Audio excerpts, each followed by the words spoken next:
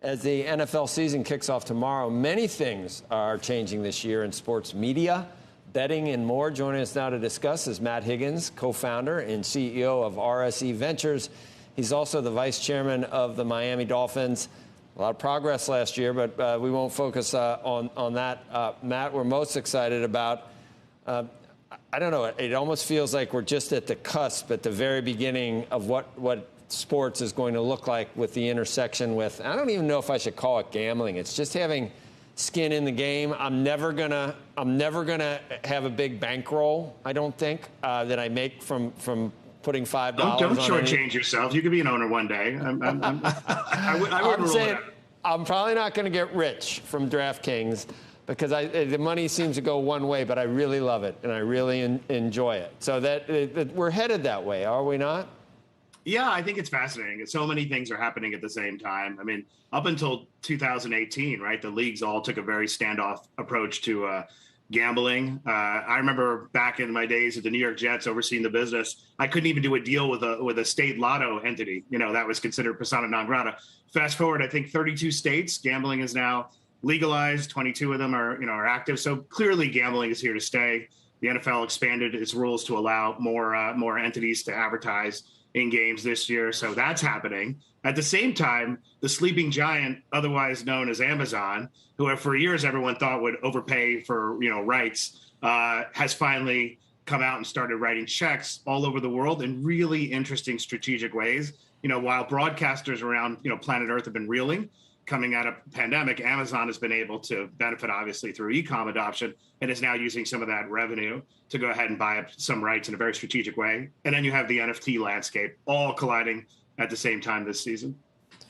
What do you think changed in terms of just overall with society? I mean, the Black Sox, that was bad. It's bad when you think of point shaving.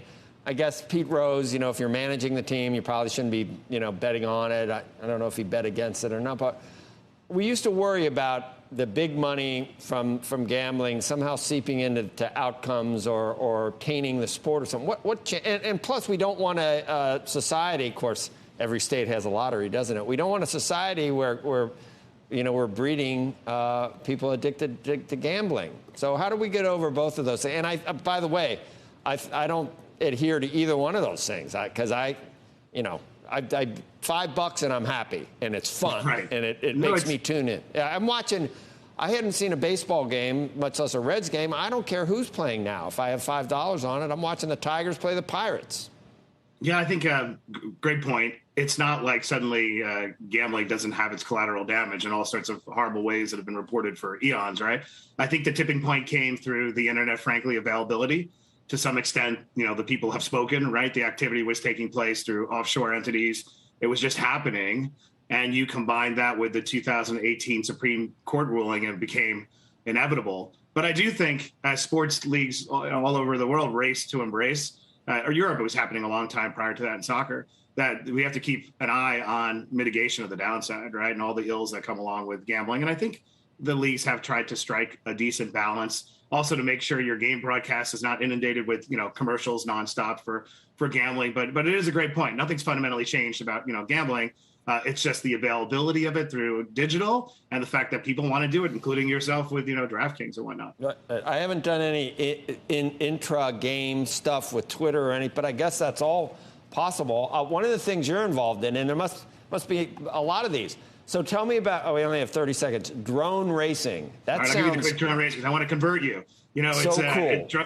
So these kids all over the world have been racing drones. We have a sport that we've been incubating for the last, 7-8 years, where these drones fly 90 miles an hour and it's really interesting, highly skilled. And now you're able to bet on it in 7 states. So it's really fascinating, interesting. A sport that was kind of designed for gambling and for betting, I believe. Right. But pay attention over the next couple of years. I think it's going to explode.